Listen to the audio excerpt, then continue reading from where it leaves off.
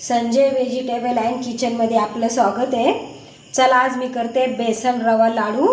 त्याच्यासाठी घेतले मी 1 वाटी बेसन, अर्धी वाटी रवा, थोडे काजू बदाम आणि मनुके, अर्धी वाटी साखर पिठी आणि अर्धी वाटी साजूक तूप। चला आपण पहिले रवा भाजून घेऊ। आधी आपण थोडं तूप टाकून घेऊ। आता त्याच्यात हा रवा टाकू।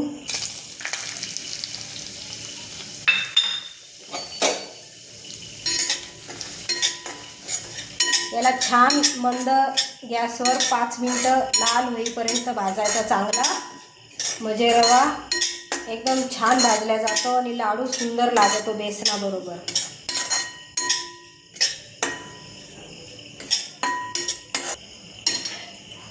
हा झाला आपला रवा भाजून, छान लाल भाजून झालाय।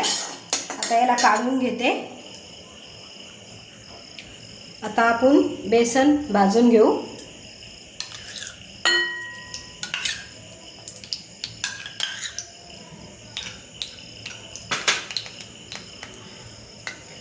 आता तूप वितळलंय, आपण त्याच्यात बेसन टाकून घेऊ।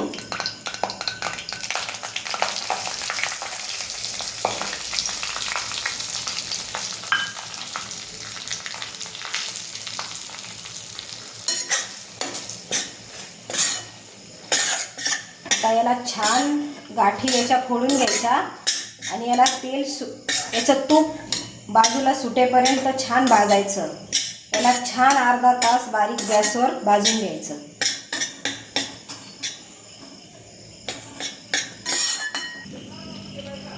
बघा आपलं बेसन आता छान तूप सोडायला लागलं।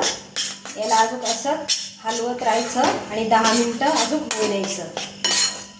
काय आहे, उद्या राखी पौर्णिमा आहे ना, मग नणंद येणार आहे, तर मग नंदाचे मुलं त्यांच्यासाठी थोडे लाडू करते। झालं आपलं हे लाडूचं बेसन तयार। आता आपण याला काढून घेऊ आणि 10 मिनिटं गार होऊ देऊ।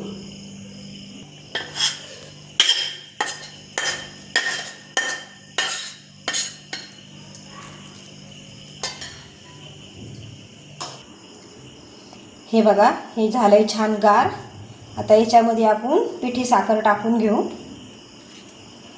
आता तुम्हाला किती गोड लागतं तेवढ्या प्रमाणात टाकायचं, पण मी इथं अर्धी वाटी पिठी साखर टाकून घेते।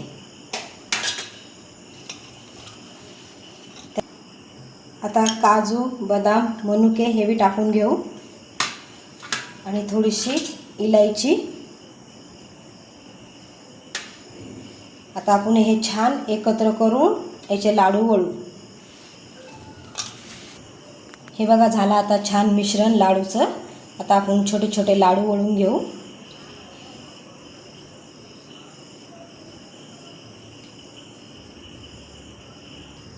हा झाला आपला छान गोल लाडू।